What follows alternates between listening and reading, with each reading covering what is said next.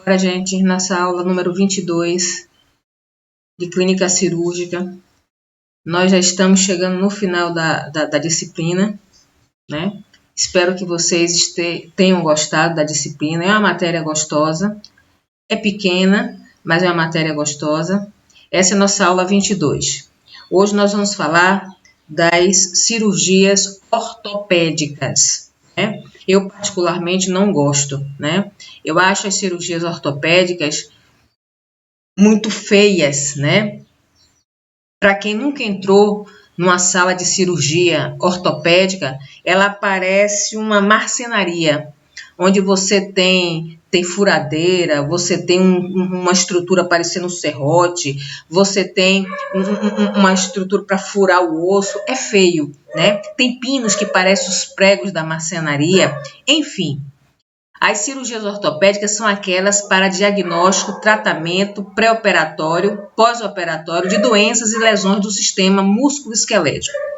Vocês sabem perfeitamente que o sistema músculo-esquelético é o sistema da nossa sustentação, certo? Então, a gente não pode ter só o esqueleto. A gente tem que ter a musculatura. Mas para a gente ter a musculatura, a gente precisa das amarrações, que são os tendões, para favorecer o enchimento do esqueleto, que é, na verdade, a musculatura, né? Quando eu dou anatomia, eu sempre brinco com os meus meninos que a musculatura é como se fosse a espuma em que você, para quem já fez o boneco do Judas, né, faz uma estrutura de madeira, depois pega a roupa e dentro daquela roupa vai enchendo com espuma, com pano, com uma série de coisas. Então, exatamente essa estrutura que enche é o nosso músculo. Sem ele, a gente não tem como nos colocarmos de pé, certo? Assim, então, é uma infraestrutura que é muito essencial para que nós tenhamos a questão dos movimentos, né? A gente tem aí também a articulação, que são as nossas dobradiças, vamos assim dizer, para facilitar os nossos movimentos, ou seja, é uma estrutura fundamental para que nós nos mantenhamos de pé, certo?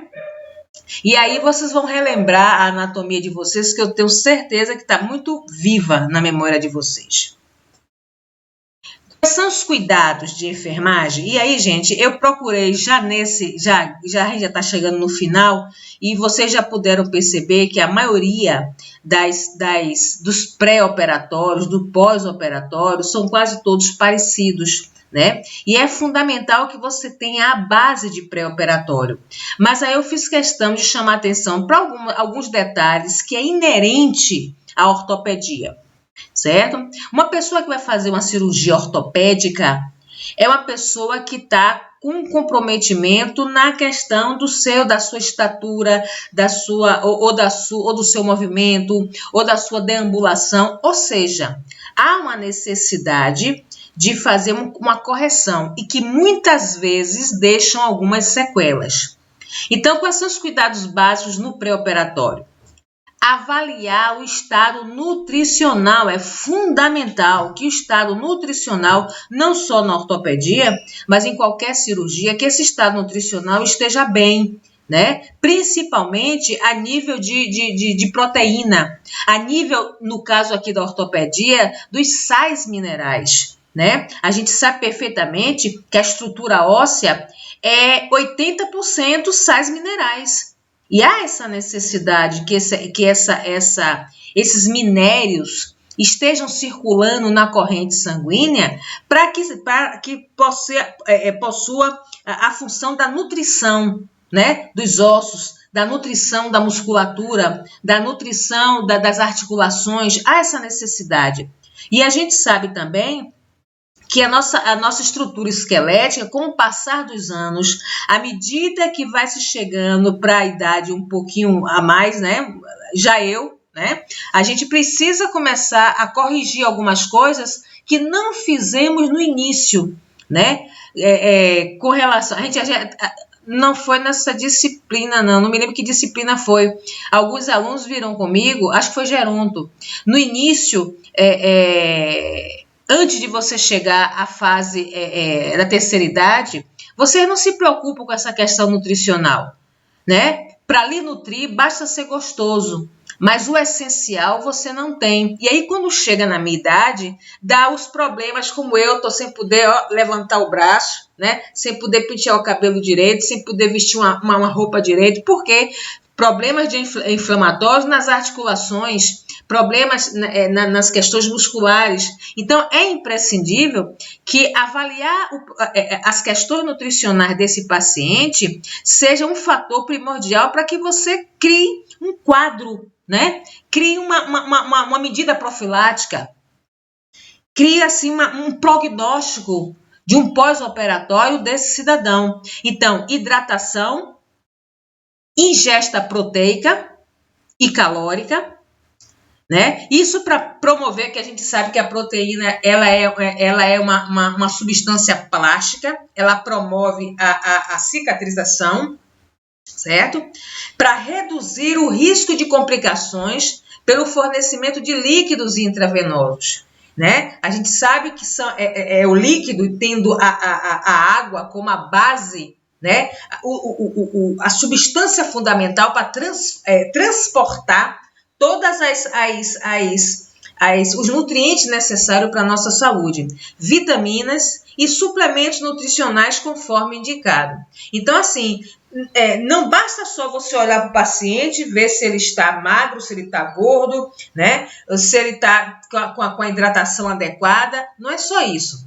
A gente tem que saber também se ele cooperou com isso, né? Como foi a alimentação dele? Algum tipo de suplemento alimentar foi concomitante a essa alimentação? E a gente sabe perfeitamente que no universo em que nós vamos atuar, isso não acontece, porque um suplemento alimentar hoje é muito caro, né? Então, não tem, o seu indivíduo não vai ter nem discernimento para saber usar, não vai ter conhecimento para saber usar e a importância que tem, certo? E principalmente a indicação, o acompanhamento nutricional. Hoje você ter um acompanhamento nutricional só se você estiver já morrendo, que as pessoas acham que um acompanhamento nutricional não quer dizer muita coisa, não é relevante.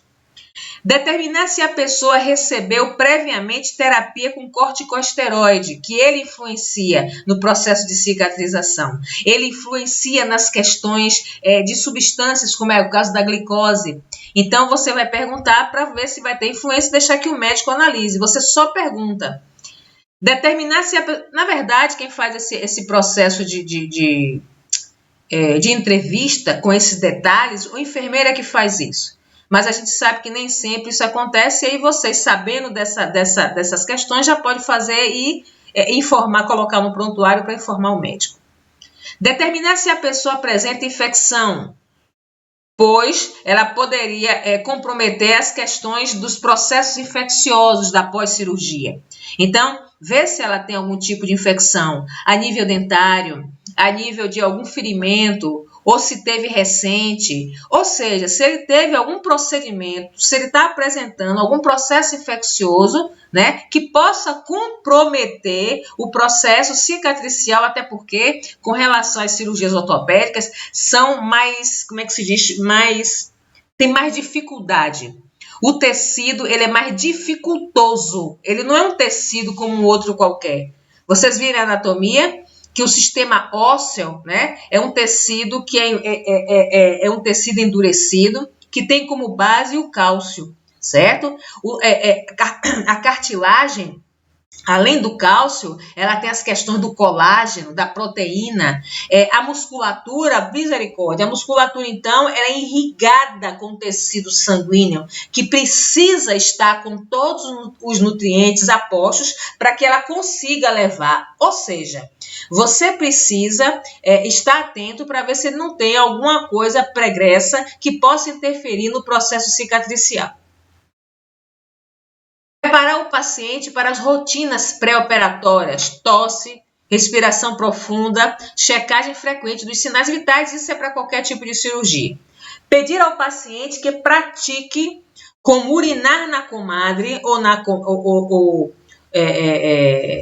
no papagaio, que é a mesma coisa, o compadre, na posição de decúbito dorsal antes da cirurgia. Porque muitas vezes, antes da cirurgia, ele já está com comprometimento nos movimentos, né? Ele já vem de um tratamento que precisou limitar os movimentos dele. Então, é importante que ele veja como é que ele vai usar, até porque depois da cirurgia a movimentação dele vai ser limitada. E ele vai estar com medo, como toda e qualquer cirurgia, de se movimentar. E é uma cirurgia que torna o pós-operatório muito doloroso. Já é antes, por conta do quadro, mas depois, com toda a questão cirúrgica, ela se torna dolorosa. Familiarizar o paciente com aparelho de tração, ouçam esse nome, tração, vocês vão ver o que é isso, e a necessidade de uma tala ou um aparelho gessado conforme indicado pelo tipo, conforme o tipo da cirurgia.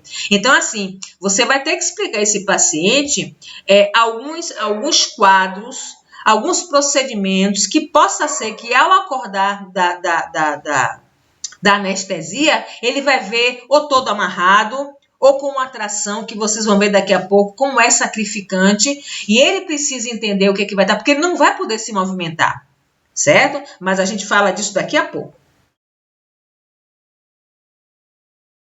Pós-operatório, né? Repare que, as cirurgias, né? No caso dessa é diferente, porque é a nível ósseo-muscular, certo? Mas os cuidados pré e pós são parecidos de todas as outras cirurgias. Monitorar o estado neurovascular e tentar eliminar a tumefação, ou seja, qualquer tipo de inchaço, edema e sangramento para dentro dos tecidos.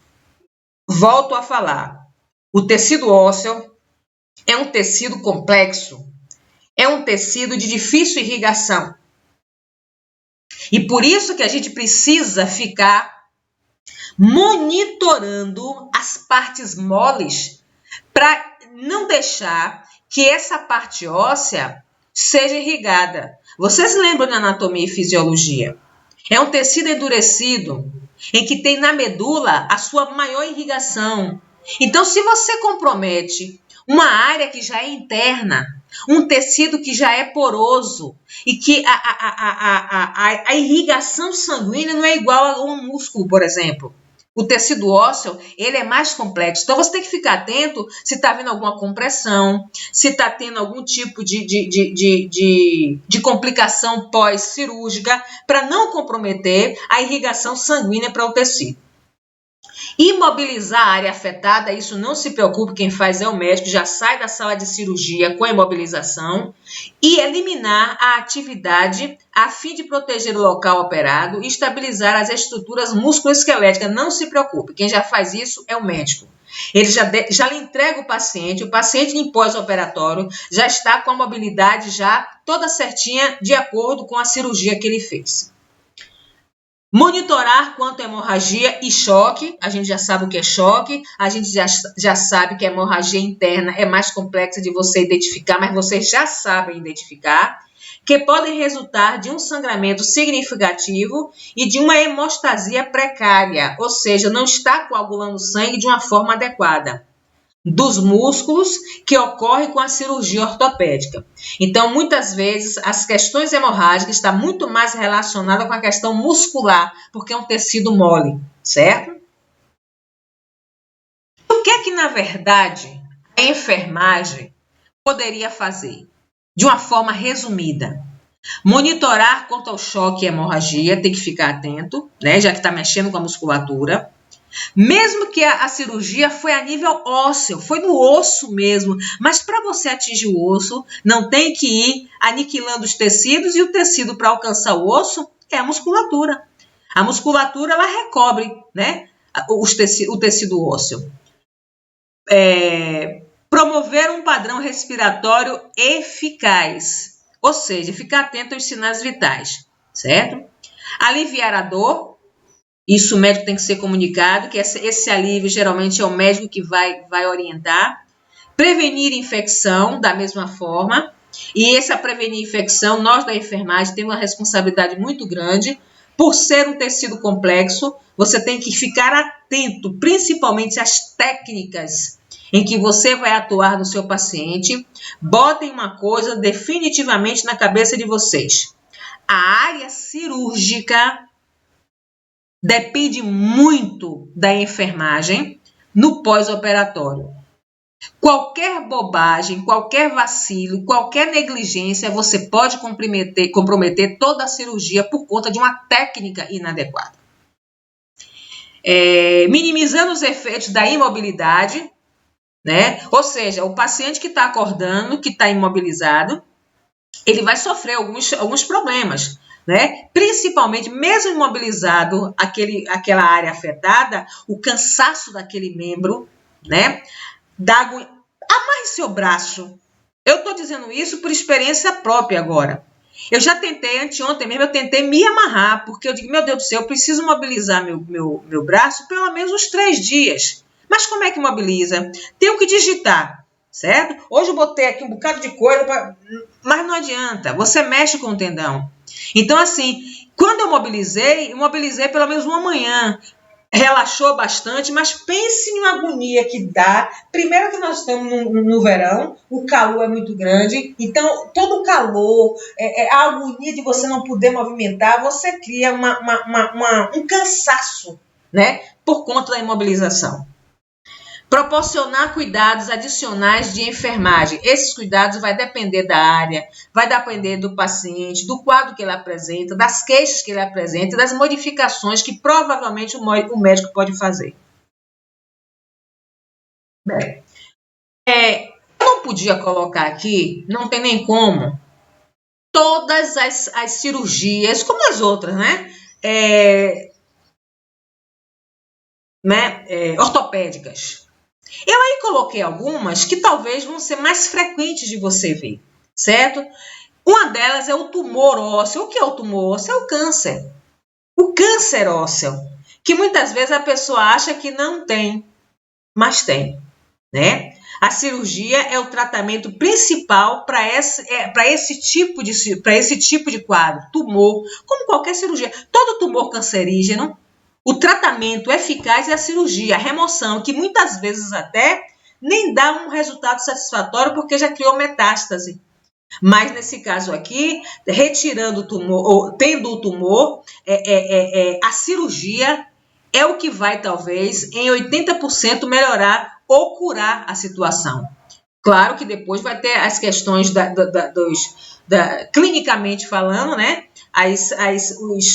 Os exames periódicos, né? As terapias, a radioterapia, como é que chama? Esqueci. Gente, eu esqueci da outra. Eu tô péssima de memória, viu, gente? A velhice chegou rápido. Radioterapia. Gente do céu. E pior que nem aqui tem. É uma besteira, vocês já devem estar dizendo para ir para poder ouvir, só que eu não ouço. Então, quando eu lembrar, eu falo. Então, uma das terapias é a radioterapia, certo? Do nome tá na boca.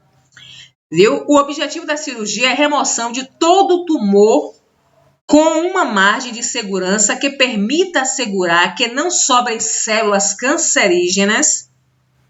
Após a cirurgia, toda a amostra retirada é enviada para análise, certo? Então, assim, como toda e qualquer cirurgia oncológica, você retira, aqui você está vendo aqui o tumor, ó, você vai retirar todo o tumor, mas o tumor, como em qualquer cirurgia, ele é retirado numa área maior para evitar que fique algum resquício. Estou tentando lembrar o nome e tá me enchendo o saco. Quando eu quero lembrar, que é uma besteira. Eu falo nesse instante eu estava lendo sobre o tumor e não estava, e estava lendo sobre ela. Deixa lá, quando eu lembro eu falo. Olha aqui, outra estrutura, aqui em um raio-x, certo? Aqui você tem uma outra estrutura sem ser no raio-x, para que vocês vejam como é que pode se exteriorizar uma tumoração óssea, né? Bem feia, parece uma montanha. Quais são os tipos dessa tumoração? Os principais tipos de tumores ósseos são osteosarcoma. Eu fiz questão de colocar, gente, para que quando você, às vezes não está lá no prontuário, câncer ósseo. Está em nomes científicos. Então, você vê lá, osteosarcoma. O osteosarcoma ou sarcoma osteogênico, ou seja, de origem ênico, origem óssea de osso. É o câncer ósseo primário mais frequente e se inicia nas células ósseas. Gente, o nome está na boca, eu não me aceito esquecer disso. A pessoa que tem câncer, além da radioterapia,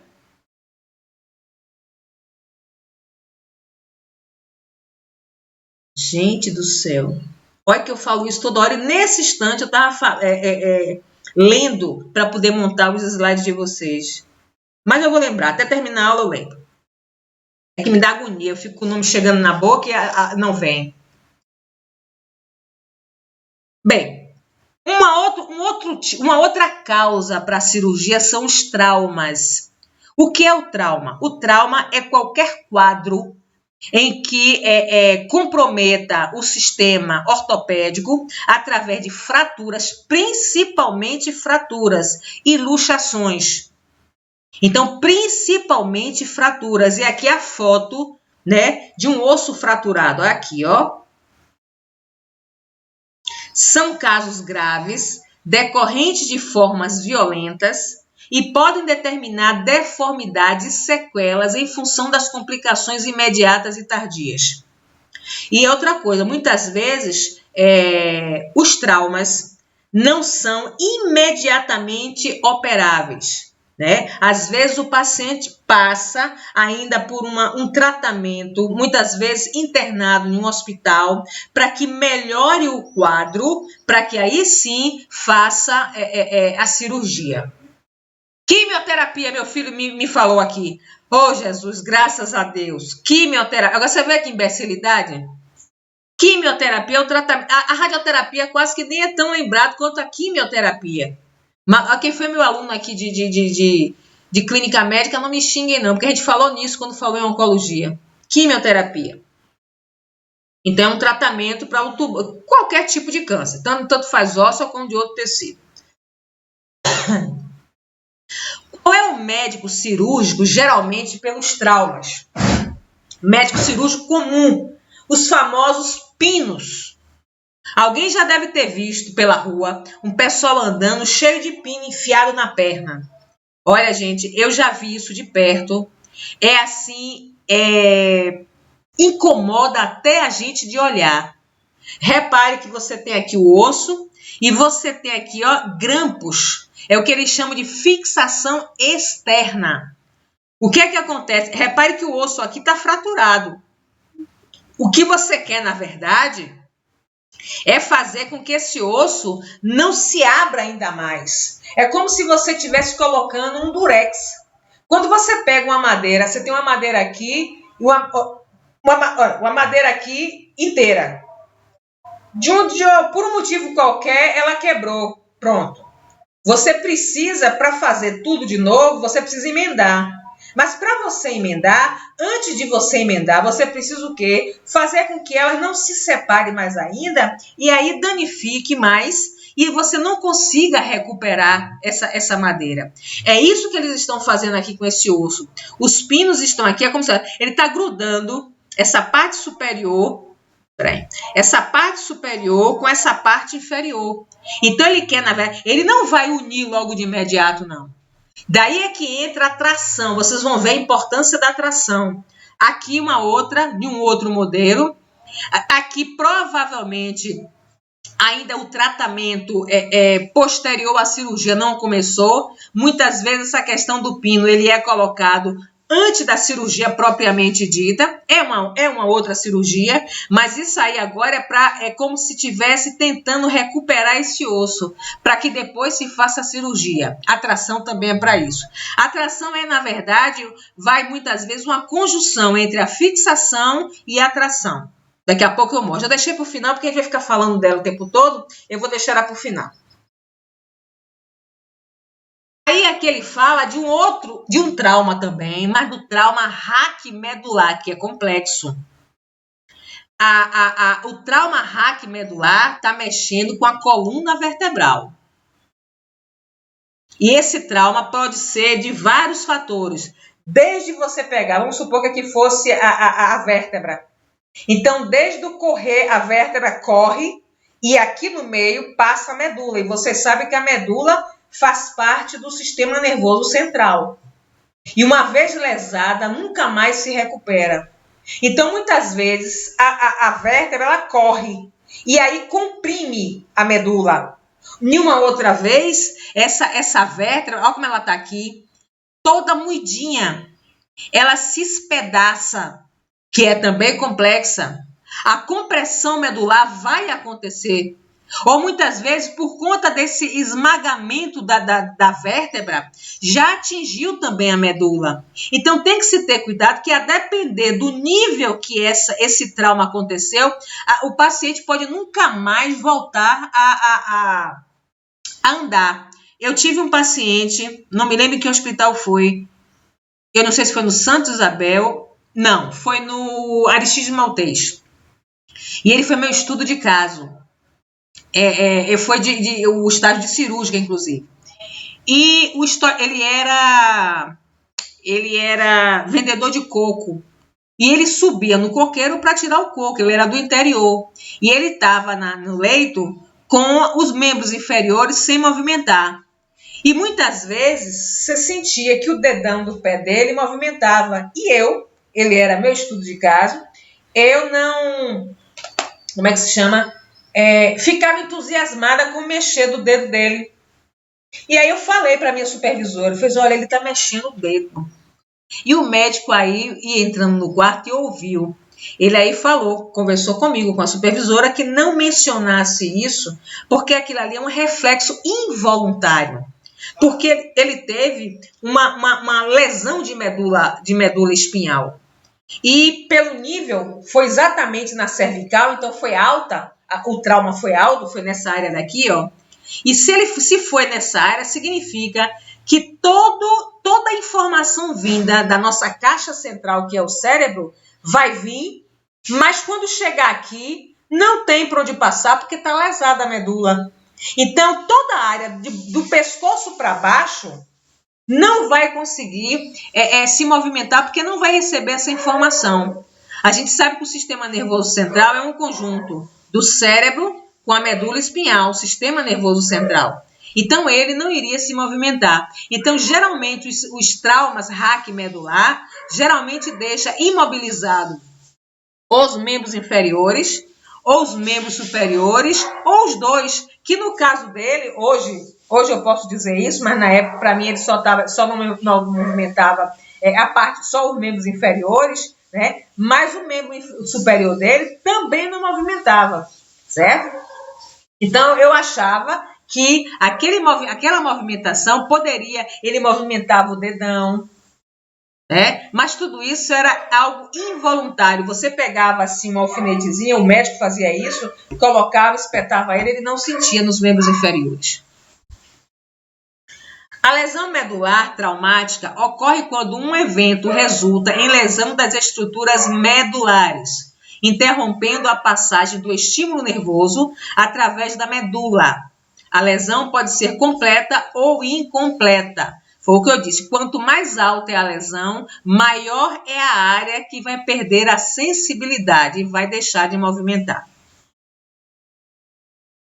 Qual seria um pré-operatório para alguém que tem essa lesão? E outra coisa, são lesões, principalmente essa, raquimedular, que tem um acompanhamento neurológico constante. Todo santo dia, que chova, que faça sol, o neurologista vai passar por lá. Às vezes, final de semana mesmo, ele antes de ir para a praia, ele passa lá para depois ir para a praia. Porque tem que existir um acompanhamento, certo? Porque às vezes tem algo que ainda, algum tecido vivo, e para não deixar morrer, o acompanhamento se faz necessário. Exame físico, isso é o pré-operatório, né? Fisioterapia preventiva, quem vai fazer isso é o fisioterapeuta. Prevenir úlcera de pressão, ou seja, um paciente que não se movimenta, a tendência é ele não se movimentar nem no leito. E aí é você, através de movimentos passivos, vocês vão fazer essa mudança de decúbito dele. Cuidados com pacientes com tração. Seguir a orientação médica. É o médico que vai determinar o que é que ele quer com a tração. Não mexa, não movimente ele para lugar nenhum. É ele que vai dizer. Apoio emocional. O paciente, ele acha que nunca mais vai voltar a andar, e às vezes não vai mesmo, mas não somos nós que vamos conversar com ele. Primeiro vai ter que ter todo um tratamento psicológico para que ele consiga entender, ou até muitas vezes não se diz, porque ele vai precisar se motivar, né? Se não vai andar, mas pelo menos ele vai precisar se movimentar um pouco, né? E aí, se ele sabe que nunca mais ele volta a andar, ele não quer fazer mais nada, ele só quer morrer. O apoio emocional é imprescindível, né? O apoio psicológico, o estímulo ao autocuidado, deixar que ele se movimente, mesmo que por pouquinho, mesmo que ele não segure o sabonete, mas que ele pelo menos movimente o dedo, bota o sabonete aí e ajude ele a se lavar. Então, estimular ele ao autocuidado. Isso é interessante. Promover explicações diretas, se você souber. Caso não saiba, procure informações com o médico ou com a enfermeira para poder passar para o paciente ou deixe que eles mesmos dê essas informações. Tricotomia da região, como toda cirurgia, e a medicação pré-anestésica prescrita, que a gente já sabe o que é e só se o médico prescrever. Pós-operatório, posição de Fowler, a gente já viu falar nisso, é aquela quase que mais sentado do que deitado. 30 graus ou seguindo, eu descobri, gente, eu esqueci aqui a letra I, seguindo a recomendação médica, né? Evitar movimentos, claro, ele fez uma cirurgia óssea, né? Então a movimentação vai ficar limitada. Mudança de decúbito em bloco, não tente movimentar seu paciente sozinho, sempre requer ajuda para movimentar em conjunto, todo mundo junto.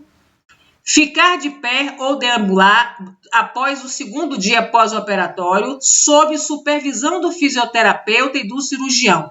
Ele só vai levantar, ele só vai andar sob orientação médica. Só se o médico orientar. Como é que um cara que está com tração vai andar? Não pode, né? Vocês vão ver por que já já. Atentar para a queixa do paciente, né? Qualquer queixa que ele tiver, e a queixa da dor vai ser uma constante. Orientar quanto às restrições, dizer a necessidade de manter a limitação dos movimentos dele para não ter algum problema com a cirurgia. Troca de curativo, a troca de curativo geralmente quem faz é o cirurgião ou o enfermeiro, mas você pode ficar disjuntinho, olhando atento, porque muitas vezes na ausência você faz, mas só se souber. Avaliar características da dor, qual é essa intensidade, aonde é realmente que está doendo, é no local da cirurgia, é ao redor, está se ramificando, está tomando uma proporção que está indo para outras áreas. Essa dor parecendo que está queimando, como se fosse uma agulha espetando. Tudo isso você tem que perguntar a ele. Orientar quanto ao cateterismo.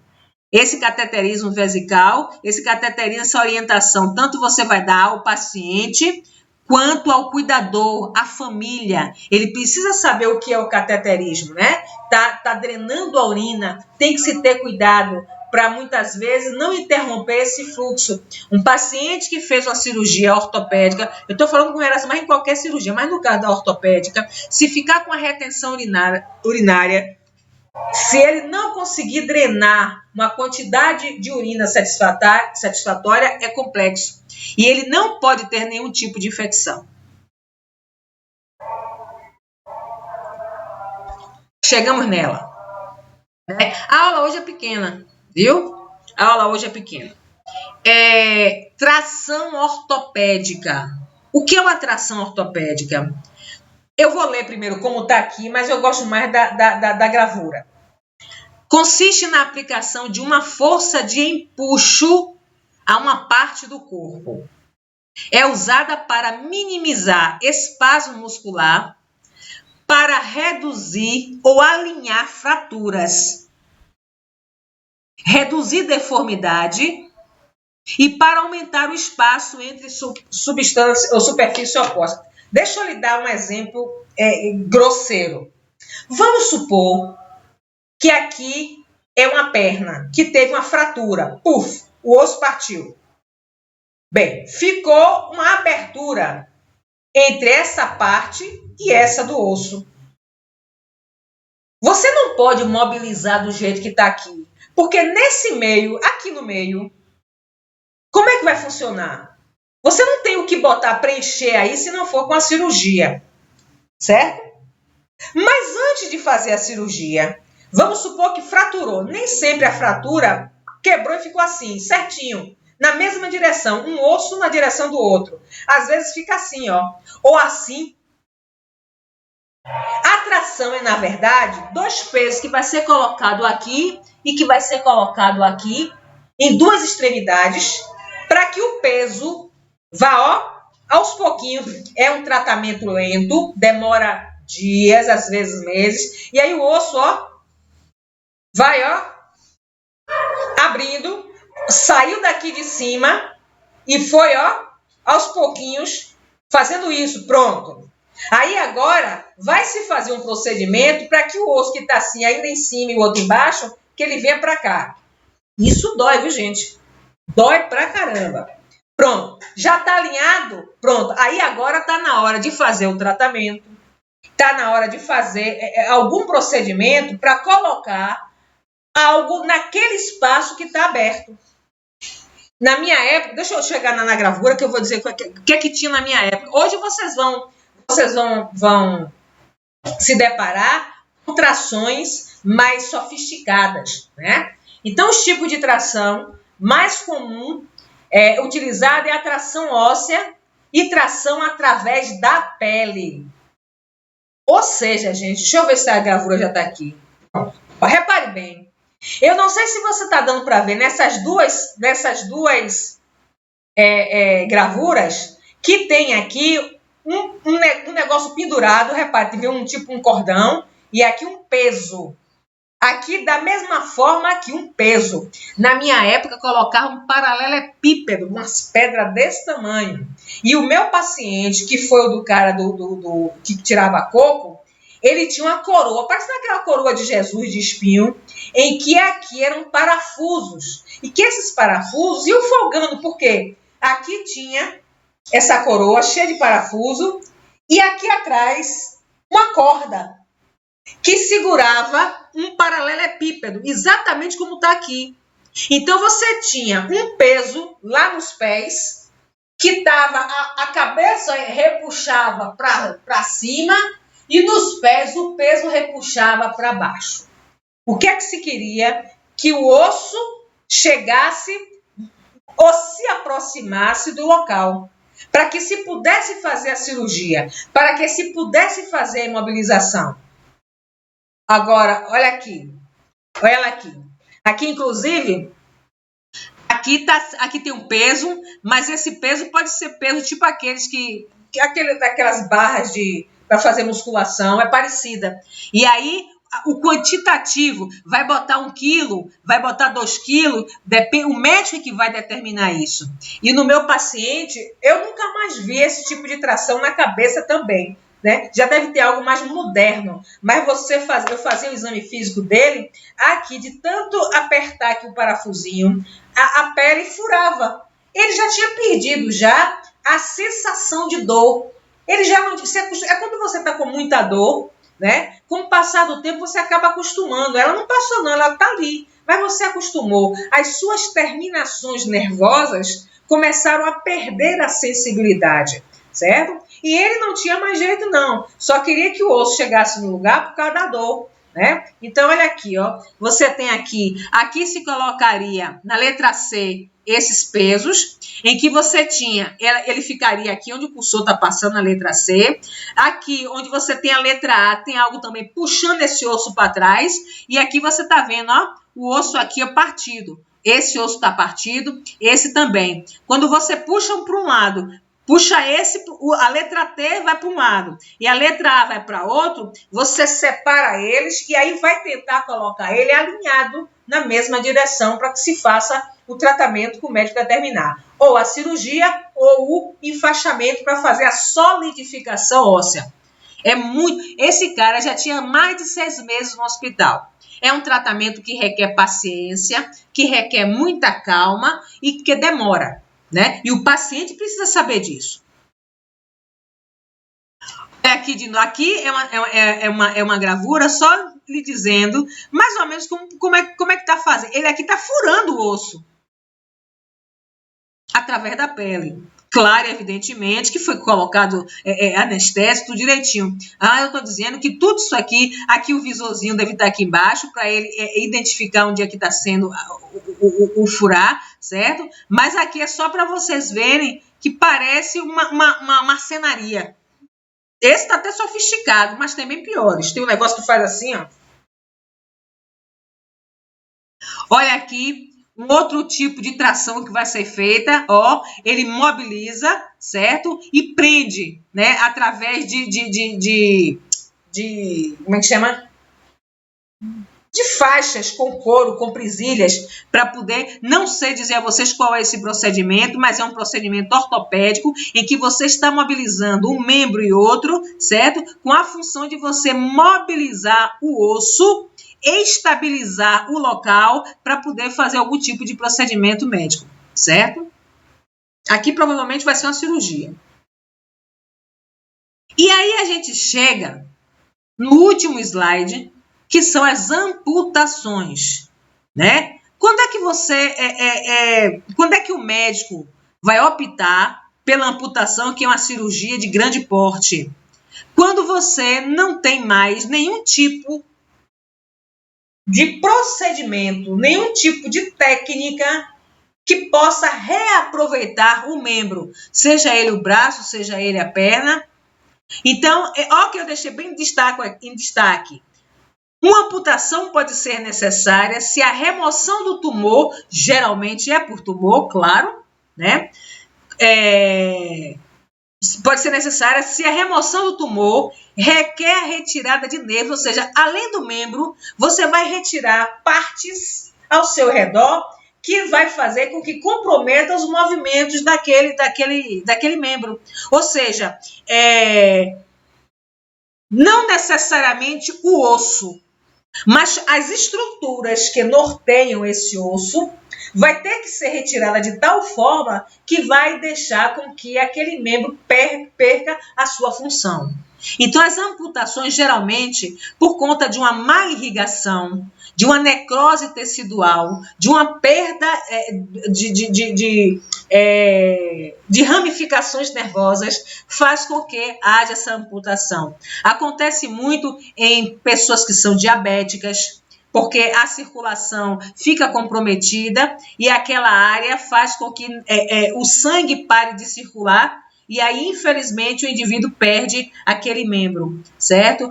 O câncer é o que vem no topo das questões das amputações, ou uma cirurgia ou de um trauma outro qualquer, em que fez com que as áreas de tecidos moles fossem comprometidas e, dessa forma, o membro tivesse perdido a sua função, certo? Vocês vão ter agora os vídeos para assistirem, certo? E essa está sendo a nossa penúltima aula, certo? E aí nós vamos passar o vídeo da agora, assim que terminar a aula eu já mando para vocês, tá bom? Um beijo no coração de vocês.